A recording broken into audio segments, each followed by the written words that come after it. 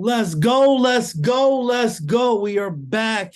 Year two of Chalk Talk with me, your boy JB. I'm here with, like I say all the time, Coach Craig Vernon Hunter, the dual threat coach, the Jefferson High football coach. He's a Jefferson High track coach, but we're here to talk football tonight. Welcome back, Coach Hunter. Football is back. I'm glad to have you. Thank you for having me. Hey, Coach, I just want to jump right into it real quick. I want to know what your team's going to look like this year. We'll see Friday night. Oh, yes, more Friday night. Listen, you're jumping off against Spring Mills, a familiar foe. They're a conference team. You've lost some good receivers from last year. How has the young pups, got acclimated with the offensive playbook and stepped right into to fill their shoes? They've done a good job of learning the offense and getting going and stepping in and trying to fill shoes. It's hard to fill the shoes of receivers such as Spencer Powell and Isaiah Fritz. But, they've done a good job of stepping in and learning the offense, running good routes, catching the ball, getting open. So, so far what we've seen has been good from them. Hopefully we see them take another step forward Friday night.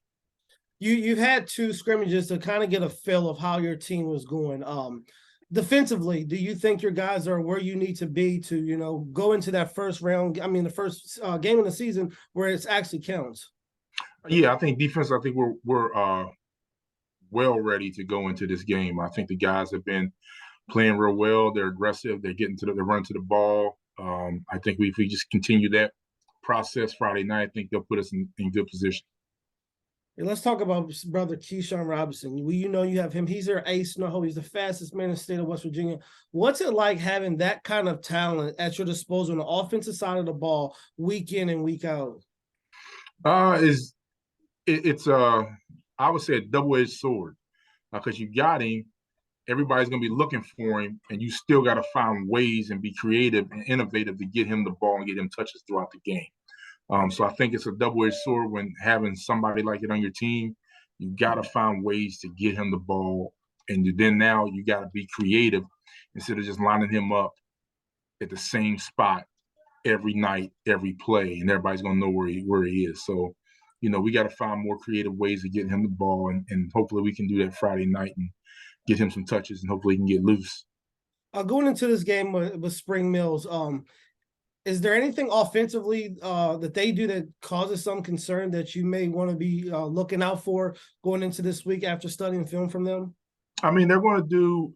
They got. They got a dual threat quarterback, Max Anderson, who we didn't see last year. He was hurt last year, so we didn't really get the chance to see him last year. I've known him to be more of them be a power spread team, so that means they're going to run the ball power spread. He's a dual threat guy, so his running ability kind of gets me a little nervous with him running the ball and getting downhill on us.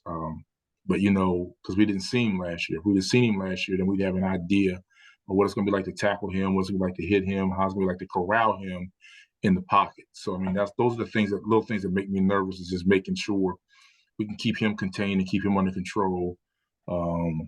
Along with, I think they got like another little shifty, speedy back too. So just keeping them guys corralled, keeping them under control, and not letting them get to the edge. Well, we know in football you have three levels of offense and defense. What level, is it your front line? Is it your backers or your backfield? What is the strong point of your defense? Like, what do you guys pride yourself on? Like, who's going to carry you guys this year? I don't know if it's really signified with one group because we got players on all three levels. On the front line we have Quentin Goings and Noah Bajan in there.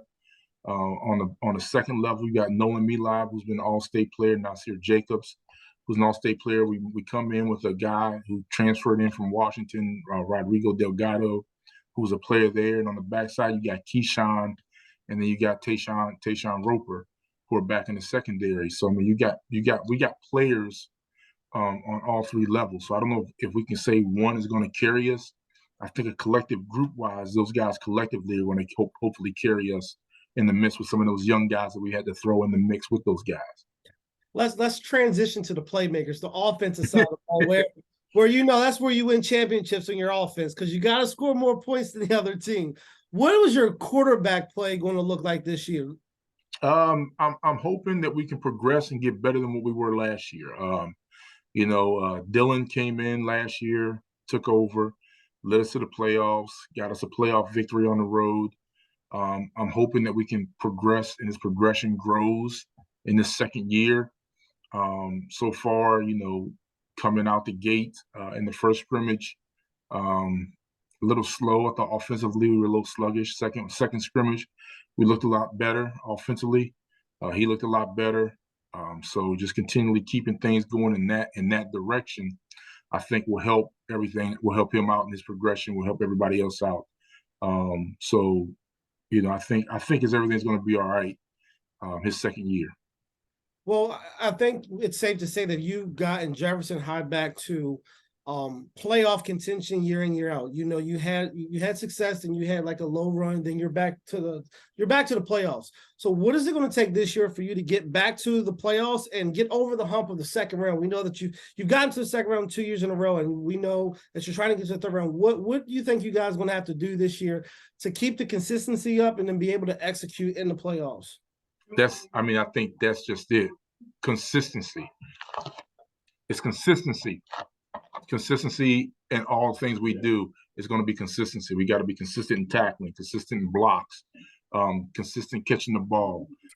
Everything that we do has got to be consistent. When we're more consistent offensively and defensively, I don't think we'll have anything to worry about as far as how far we're going to get in the playoffs. I think there are times in the games where we just lack consistency, sometimes lack a little focus.